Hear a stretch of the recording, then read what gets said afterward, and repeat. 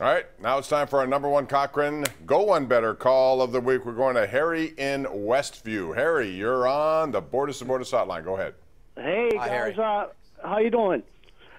Hey, Pony, I wanted to prepare you here for your weekend show. You think you're going to be taking many calls about where Foles is going to go? Like, how about where Carson Wentz is at? Or back to Philly?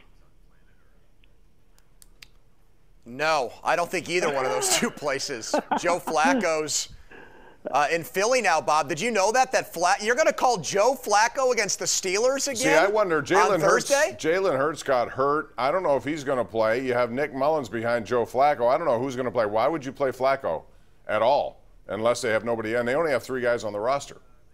So. But that's going to be something. You know he's going to be throwing those 40-yard bombs trying to get James Pierre pass interference penalties. You better be ready for that, Bob. That's his bread and butter. Well, let me ask you something about that. Slot corner right now. Seems like it's... Oh, here we go. Well, I mean, who do you have? Millette is in competition.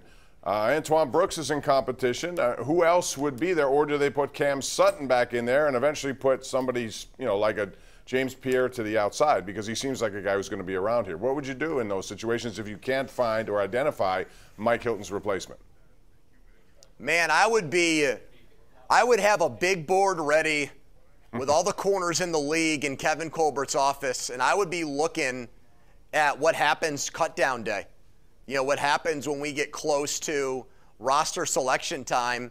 There might be not like a Joe Hayden where it's a former top 10 pick, but I think there might be a guy on another team's roster who's either about to get cut and the Steelers trade a late round pick for him, or they just pick up off the scrap heap, and that guy ends up getting a lot of playing time for them. All right, at less than a minute, I want to bring this up. Luka Doncic gets $207 million from Mark Cuban.